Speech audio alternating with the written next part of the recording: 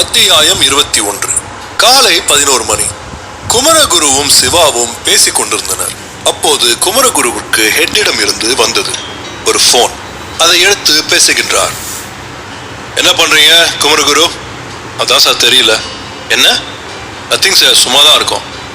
Sir, அந்த பையனை அந்த ஊருக்கு கூட்டிட்டு வர ஏதாவது ஏற்பாடு பண்ணிட்டீங்களா? இல்லை சார், அதை பற்றி தான் யோசிச்சுட்டு இருக்கோம். அப்படியா? சரி, நான் சொல்ற மாதிரி பண்ணுங்க. சொல்லுங்க சார். போய் அந்த பையனை கூப்பிட வேணாம். அப்புறம் எப்படி சார் அவன் இங்கே வருவான்? சொல்றதை பொறுமையாக கேளுங்க குமரகுரு. சொல்லுங்க சார். மெதுவா அந்த ஊர்க்காரங்கிட்ட பேச்சு கொடு. அப்படியே உங்க ஊரு காவல் வாரிசு உயிரோட தான் இருக்கான்னு சொல்லுங்க. அந்த ஊருக்கு காவல் வாரிசு முக்கியம்னு நினைக்கிறேன். கண்டிப்பா அவங்களே வந்து அவனை கூப்பிட போவாங்க. அவங்க வந்து கூப்பிட்டும் அவங்க அம்மா அவனை விடலைன்னா, ஒரு ஊரே வந்து கேட்கும் போது கண்டிப்பா அவனை விடுவாங்க.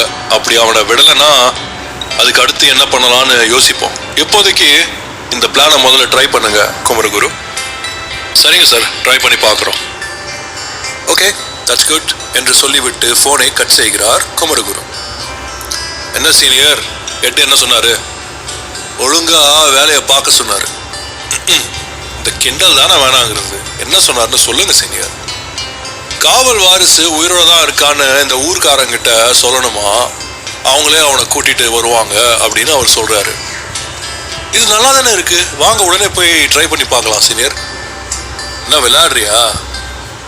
திடீர்னு போய் ஊர்க்காரங்கிட்ட இதை பத்தி எப்படி பேசுறது சிவா? ஏன், பேசினா என்ன? திடீர்னு போய் அவங்க கிட்ட உங்க ஊர் காவல் வாரிசு உயிரோட தான் இருக்கான்னு சொன்னா அவங்க சந்தேகப்பட மாட்டாங்களா?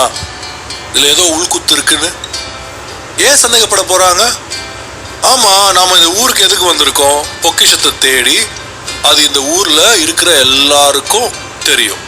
அப்படி இருக்கும்போது நாம போய் இந்த விஷயத்த சொன்னா நாம தான் ஆல் செட் பண்ணி கூட்டிட்டு வரோம் அப்படின்னு அவங்க நினைச்சா என்ன பண்றது? அதான் யோசிச்சுட்டு இருக்கேன். இதுல நீ வேற வாங்க போகலான்னு சொல்ற. இந்த வியாக்கியானம்லாம் இங்க பேசுங்க. ஹெட்டு பேசும்போது மட்டும் சும்மா இருந்துட்டு இப்போ என்கிட்ட வந்து டென்ஷன் ஆகுறீங்க. அவர் ஹெட்டு, அவர்கிட்ட இப்படிலாம் பேச முடியாது. சரி, இப்போ என்னதான் பண்ண சொல்றீங்க? அதை பத்தி பேச ஏதாவது லீடு கிடைச்சா அதை வச்சு பேசி அவன் உயிரோட தான் இருக்கான்னு சொல்லலாம். லீடு தானே சீனியர், வாங்க போகலாம். ஏதாவது ஒரு லீடு கிடைக்கும், பார்த்துக்கலாம். இதுக்கு போய் ஃபீல் பண்ணிட்டு இருக்கீங்க அப்படிங்கிற? ஆமா, அப்படிதான், வாங்க போகலாம். சரி, வா போகலாம் என்று இருவரும் கிளம்புகின்றனர். காலேஜ். வீரவன் பிளே கிரவுண்டில் இருந்தான். அப்போது அந்த வழியாக வீரபாண்டி சென்று கொண்டிருந்தான். அவன் செல்வதை பார்த்த வீரவன் வேகமாக அவனிடம் சென்று பேசுகிறான். ஹாய். ஹாய் சொல்லுங்க. ஒரே காலேஜ் தான் இருக்கும், ஆனா அடிக்கடி பேச முடியல. ஆமா, இப்போ எதுவும் பேசணுமா? ஆமா, அன்னைக்கு நாங்க 2 பேரும் சண்டை போடும்போது விலக்கி விடணும்னு யாருக்கும் தோணாத போது உனக்கு மட்டும் எப்படி தோணுச்சு? அது ஏதோ ஒரு வேகத்துல வந்து விலக்கி விட்டேன். அதுக்கு தான் நேத்து நல்லா வாங்கி கட்டிக்கிட்டேன் அவன்கிட்ட. என்ன சொல்ற? நேத்து அவன் உங்களை விலக்கி விட்டதுக்காக என்னை அடிச்சிட்டான். மறுபடியும் நீங்க திருப்பி அடிக்க வேண்டியது தானே? அந்த அளவுக்கு தைரியம்லாம் எனக்கு இல்லப்பா. இப்போ விலகி விடுறதுக்கு மட்டும் எங்கிருந்து தைரியம் வந்துச்சு? அதான் சொன்னல, ஏதோ ஒரு வேகத்துல பண்ணிட்டேன்னு. சரி, எப்போ இப்படியே இருக்காதீங்க, அது நல்லதில்லை. சரி, எனக்கு கிளாஸுக்கு டைம் ஆச்சு, நான் வரேன். பாய். ஓகே, பாய். சதுரகிரி மலை. குமரகுருவும் சிவாவும் நடந்து சென்று கொண்டிருந்தனர். சிவா அப்போது அருகில் இருந்த கோவிலை பார்த்தான். சீனியர், அங்க பாருங்களேன், கோவில் இருக்கு. அதுக்கு என்ன இப்போ?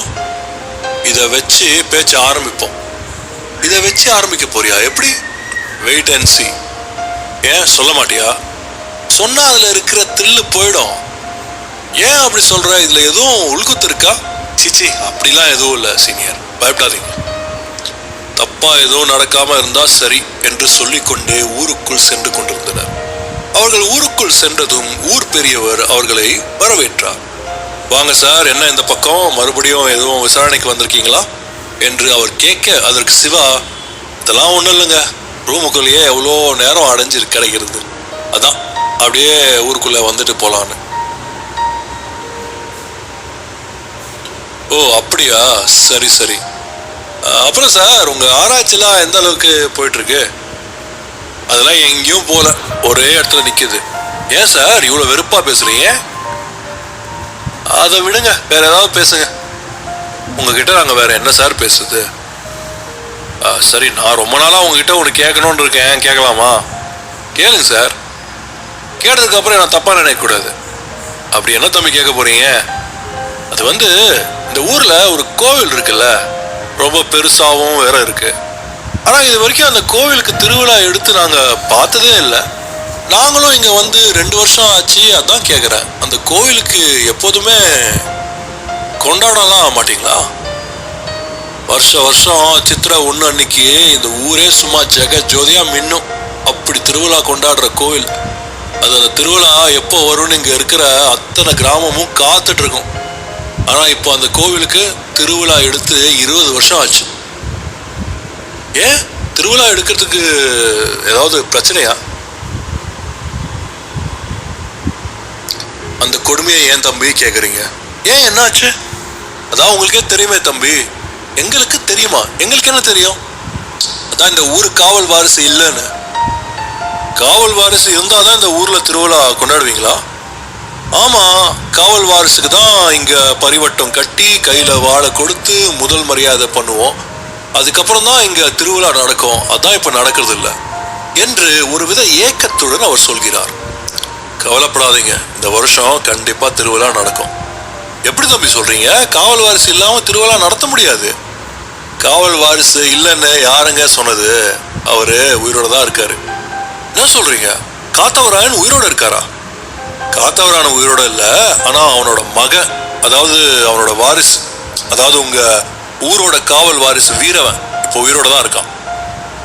தம்பி நீங்க என்ன சொல்றீங்க என்று அந்த ஊர் பெரியவர் அதிர்ச்சியில் கேட்கிறார். ஆமாங்க, அவர் உயிரோட தான் இருக்காரு. எங்க இருக்காரு? திருச்சிக்கு பக்கத்துல ஒரு ஊர்ல. அப்படியா? ரொம்ப சந்தோஷம். ஆனா அவனை எப்படி உங்களுக்கு தெரியும்? அவன் சின்ன வயசுல இருக்கும்போது அவனுக்கு கையில ஒரு முத்திரைய பச்சை குத்திருக்காங்க. அதை வச்சுதான் கண்டுபிடிச்சோம். அப்புறம் இன்னொரு விஷயம், அவங்க அம்மா அகல்யாவும் அங்கதான் இருக்காங்க. அப்படியா?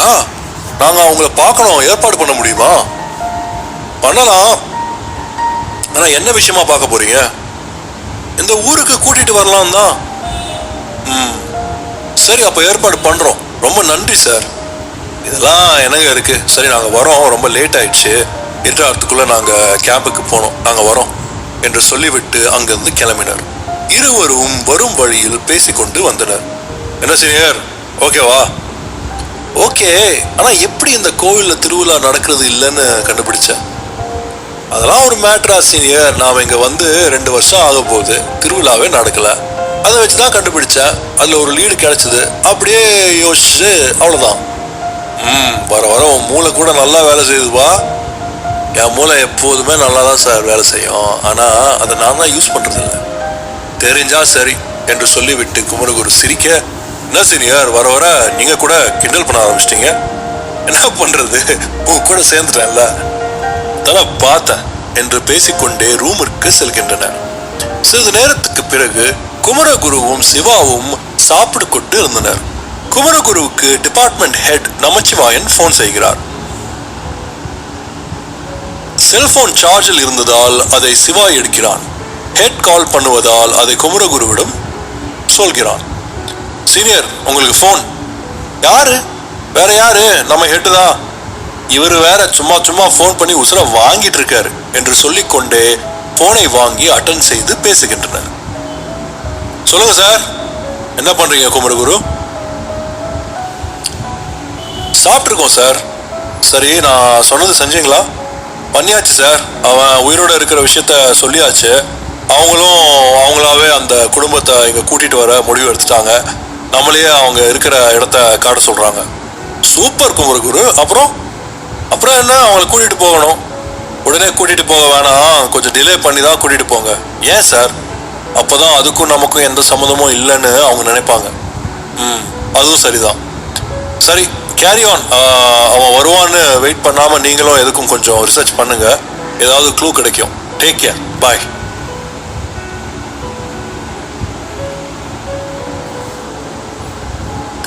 ஓகே சார் என்று சொல்லிவிட்டு போனை வைக்கிறார் குமரகுரு. உசபா, முடியல சிவா, இவரை சமாளிக்கவே தனியா யோசிக்கணும் போல. என்னவோ நீங்க கஷ்டப்பட்டு ஊருக்காரங்கிட்ட பேசி சமாளிச்ச மாதிரி எட்டுக்கிட்ட பேசி பாராட்டு வாங்கிட்டு இருக்கீங்க, இதுக்கு இவ்வளவு சீன் போடுறீங்க. சரிப்பா, இனிமே ஹெட்டுக்கிட்ட இருந்து போன் வந்தா நீயே பேசு. ஐ, இப்படியே நைஸா எஸ்கேப் ஆகலான்னு பாக்குறீங்களா? இதான் சொன்ன, ஹெட்டுக்கிட்ட நான் பாராட்டு வாங்குறேன்னு. அதான் சொல்றேன், நாளையில இருந்து நீ பாராட்டு வாங்கிக்கோ, நீயே நாளையில இருந்து அவர்கிட்ட பேசிக்கோ. இந்த ஆப்பெல்லாம் எனக்கு வேணாம், நீங்களே வச்சுக்கோங்க. தெரியுதுல்ல, அப்படியா அப்படி சொல்ற? தெரியாம சொல்லிட்டேன் சார். அந்த பயம் இருந்தா சரிதான். பயமா? எங்களுக்கா? நாங்கெல்லாம் அப்பவே அப்படி எப்படி இப்படிதான். எப்படி கீழே விழுந்தாலும் மீசையில மண் ஒட்டலங்கிற மாதிரியே இருக்க. ஆமா இல்ல? இல்ல இல்ல, அதான் ஒத்துக்கிட்ட இல்ல, அப்புறம் என்ன? ஓகே, சரண்டர் சீனியர், போதுமா? ஓகே, சரி சரி, சாப்பிடு. சில நாட்கள் கழித்து மாலை 3 மணி. குமரகுருவை பார்க்க ஊர் பெரியவர்கள் வந்திருந்தனர். என்னங்க, ஊர்ல இருக்கிற எல்லாம் வந்திருக்கீங்க, என்ன விஷயம்? என்ன சார் தெரியாத மாதிரி கேக்குறீங்க? ஓ அதுவா, இங்க கொஞ்சம் வேலை இருக்கு, அதை முடிச்சுட்டு போகலாமே. இல்ல சார், ஏற்கனவே ரொம்ப லேட் ஆயிடுச்சு, கொஞ்சம் எங்களுக்காக பார்த்து பண்ணுங்க சார். உங்களுக்காக எவ்வளோ பண்ணியிருக்கோம், எங்களுக்காக இந்த ஒரு ஹெல்ப் பண்ணுங்க சார் ப்ளீஸ். சரி, நான் எங்கள் ஹெட்டுக்கிட்ட பெர்மிஷன் கேட்டுட்டு சொல்கிறேன் எப்போ போகலான்னு. ரொம்ப நன்றி சார், நாங்கள் வரோம் என்று சொல்லிவிட்டு அவர்கள் கிளம்பி விட்டனர். காலேஜ் முடித்து எல்லோரும் வீட்டுக்கு கிளம்பி கொண்டிருந்தனர். பாண்டியும் அவன் நண்பன் நந்துவும் பேசிக் கொண்டிருந்தனர். என்ன பாண்டி, உன் மேல கை வச்சவன இன்னும் விட்டு வச்சிருக்க? அவனை பழிலாம் வாங்கக்கூடாதா? அவன் எதுக்காக வந்தானோ மறுபடியும் அசிங்கப்படுத்தினாதான் மறுபடியும் நம்ம கிட்ட அவன் வம்பு வச்சுக்க மாட்டான். அதுக்கு டைம் வரட்டும் அப்படின்னு வெயிட் பண்ணிட்டு இருக்க. ஓ, நீ அப்படி வரியா? வா வா, எப்போ பண்ண போற? அதுக்குன்னு ஒரு நேரம் வரும், பார்க்கலாம். அந்திதாவை பழிவாங்க காத்து கொண்டிருந்தான் பாண்டி. சதுரகிரி மலை. குமரகுரு ஹெட்டிற்கு போன் செய்கிறார்.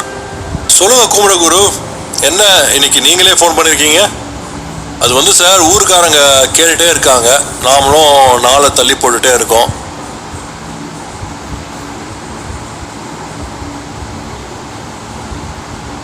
அவங்கள அங்க போறதுக்கு முன்னாடி நாம கூட்டிட்டு போறது நல்லதுதான். நாளைக்கு என்ன கிழமை? சனிக்கிழமை சார். ஓ,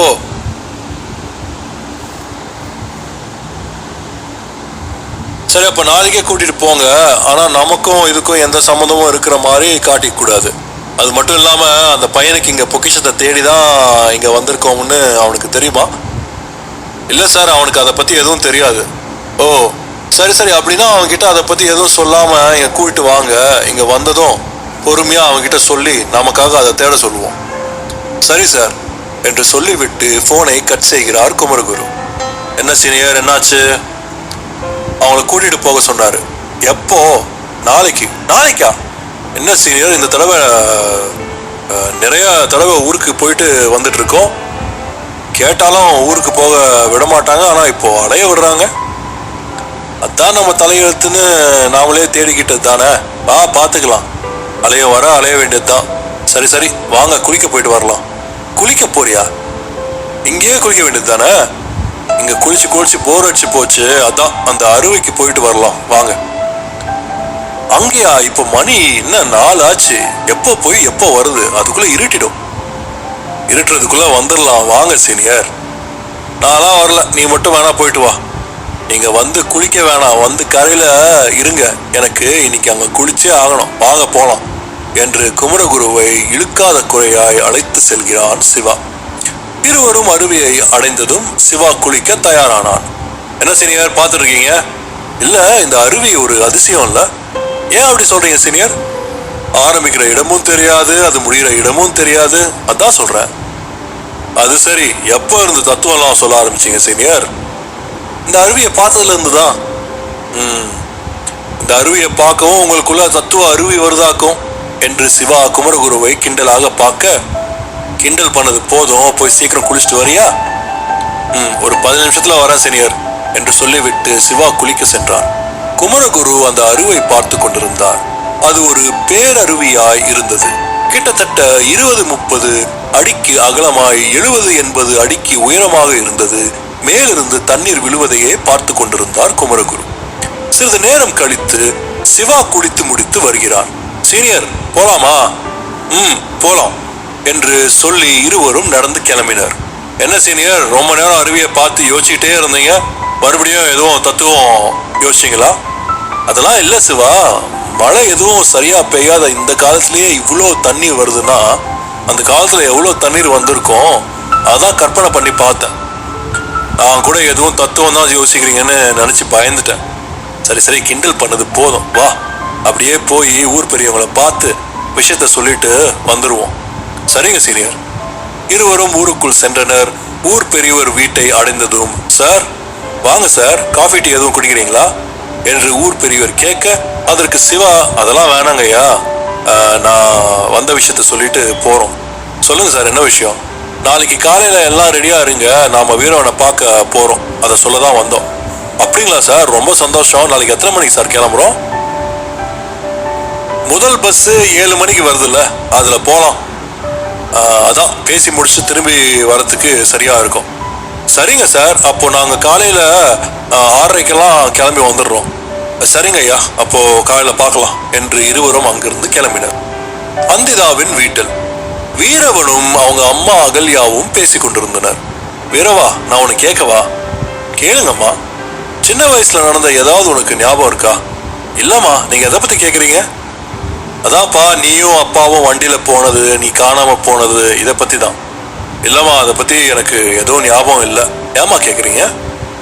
இல்ல, சும்மா தான் கேட்டேன். சரி வா, சாப்பிட போனோம்.